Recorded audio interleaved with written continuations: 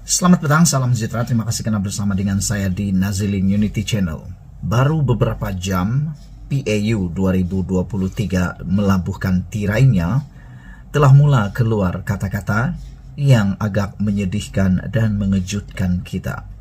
Pendedahan daripada Hamzah Zainuddin pada kali ini pasti akan membuatkan Zahid Hamidi mungkin akan terkejut. Ini karena Hamzah Zainuddin mendedahkan bahawa 10 Panglima Perang UMNO akan sertai Perikatan Nasional. Pengumuman tidak lama lagi. Sebelum kita teruskan ulasan kali ini, jangan lupa tinggalkan komen Anda, tekan butang subscribe, dan tekan butang subscribe itu percuma.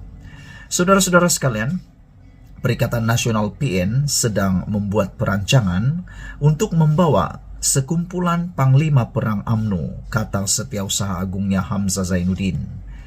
Pemimpin bersatu itu mendedahkan bahawa kumpulan berkenan terdiri daripada 10 Panglima Perang yang telah disisihkan oleh UMNO.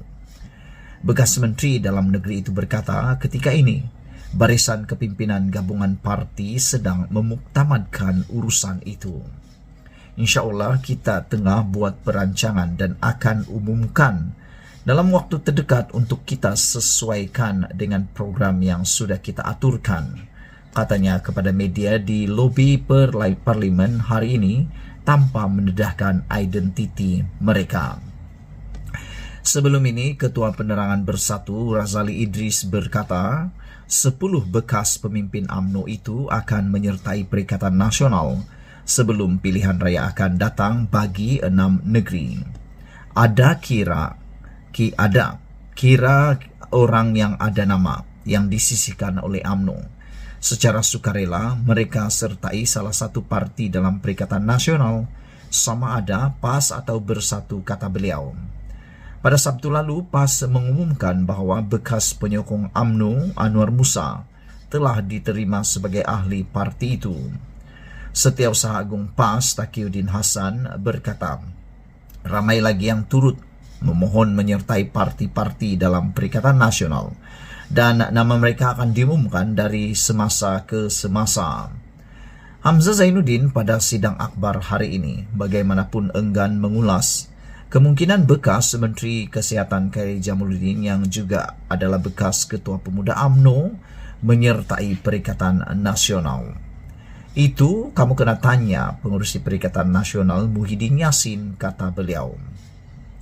Ditanya jika Khairi yang telah dipecat oleh UMNO akan bertanding pada pilihan raya negeri akan datang, Hamzah hanya tersenyum.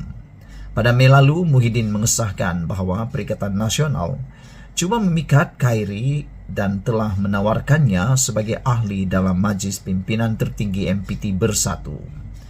Khairi baru-baru ini dilaporkan berkata, dia akan bertemu dengan Presiden Bersatu itu berhubung isu berkenan minggu ini. Bersatu ditubuhkan oleh Muhyiddin dan bekas Perdana Menteri Dr. Mahathir Mohamad pada 2016 sebagai alternatif kepada UMNO. Susulan kedua-dua mereka bertelagah dengan Perdana Menteri ketika itu, Najib Razak, berhubung dengan skandal 1MDB.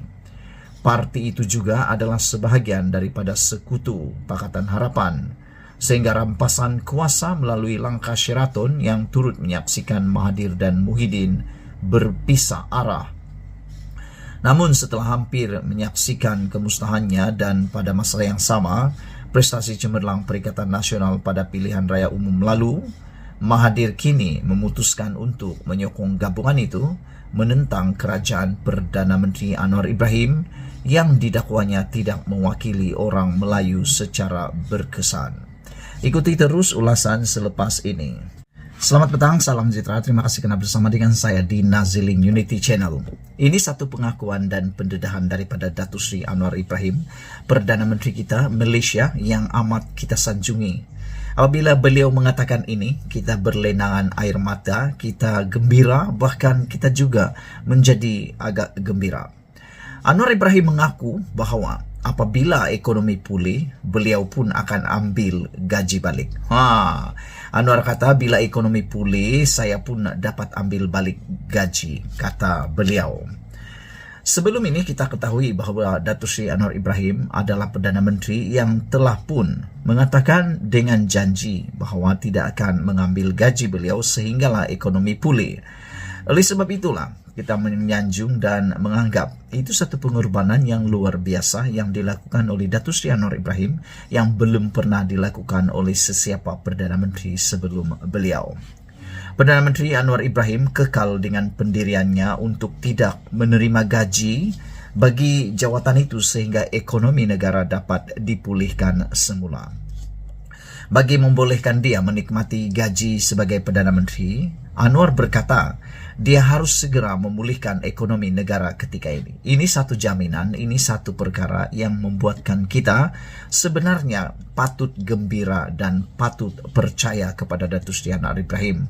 Kerana seperti yang dinyatakan oleh beliau, ini membolehkan dia boleh menikmati gaji sebagai Perdana Menteri kalau dia dapat menyegerakan pemulihan ekonomi negara. Bila ekonomi kita pulih cepat, saya pun dapat ambil gaji balik. Sebab 6 bulan tak ambil gaji lagi. Cumanya selagi ekonomi belum pulih, saya tak akan ambil gaji saya, kata Datuk Seri Anwar Ibrahim. Kata Anwar ketika berucap pada Majlis Amanat Khas Perdana Menteri kepada penjawat awam negeri Selangor di Dewan Jubli Perak Shah Alam hari ini. Dalam ucapan beliau, Anwar membandingkan prestasi ekonomi Malaysia dan Indonesia serta pendekatan yang digunakan kedua-dua negara dalam menguruskan perbelanjaan termasuk membatalkan subsidi elektrik. Kata Datuk Seri Anwar Ibrahim, kita kena tingkatkan prestasi kita dengan cepat. Ekonomi Indonesia dulu lembab jika nak dibandingkan dengan ekonomi Malaysia. Tapi sekarang, kata Datuk Seri Anwar Ibrahim, sekarang Indonesia lebih tegas dengan batalkan subsidi elektrik. Beza dengan saya hanya batalkan subsidi elektrik kepada golongan orang kaya, tapi tidak Indonesia. Di Indonesia, mereka batalkan untuk semua, kata Datuk Seri Anwar Ibrahim lagi. Dan ia kurangkan belanja dengan mendadak, dan disebabkan itu, pelaburan datang ke negara mereka. Tapi saya tak nak pilih cara begitu. Tak nak bebankan rakyat, kata Datuk Seri Anwar Ibrahim. Mengulas lanjut, Anwar yang juga Menteri Kewangan berkata, dia juga berusaha untuk tidak menambah lagi hutang negara sedia ada yang kini telah mencecah 1.5 trilion. Kita ingin ucapkan tahniah, syabas dan terima kasih kepada Datuk Seri Anwar Ibrahim atas keprihatinan Datuk Seri Anwar Ibrahim untuk tidak menambah lagi hutang negara yang kini telah mencecah 1.5 trilion. Ini kena dengan jumlah nilai hutang negara yang kecil, pastilah ia dapat membantu mengurangkan beban negara. Kata Datuk Seri Anwar Ibrahim, saya boleh saja seperti mana dijawab mantan Perdana Menteri dan juga Menteri Kewangan dulu. Kalau tak cukup duit, hutang sahaja, pinjam sahaja. Negara kita masih boleh pinjam, ada sukuk dan bon. Tapi kata Anwar Ibrahim, itu tindakan yang tidak bertanggung jawab. Tapi itu tindakan tidak bertanggung jawab. Yang hendak bayar nanti siapa? Anak-anak kita soalnya. Anwar berkata, dia mahu menyelamatkan negara ini dengan menggunakan kuasa untuk menjaga tata kelola, manakala keuntungan diperoleh negara dipulangkan semula kepada rakyat. Tambahnya, kenaikan gaji dan allowance penjawat awam juga boleh dilakukan jika mereka menunjukkan prestasi yang baik. Kita ucapkan terima kasih kepada Datuk Seri Anwar Ibrahim kerana janji yang kita tunggu-tunggu ini, yaitu kenaikan gaji dan allowance penjawat awam apabila ekonomi Malaysia bertambah baik dan pulih. Penjawat awam menjadi tunggak kepada kejayaan negara, kata Datuk Seri Anwar Ibrahim. Sebaik sahaja ekonomi pulih sedikit, sekarang pertumbuhan lebih baik daripada China, Indonesia, Singapura. Kalau dapat diteruskan, saya akan naikkan gaji dan allowance penjawat awam. Wow, ini satu berita yang baik untuk kita semua. Share video ini, kita jumpa lagi. Bye-bye.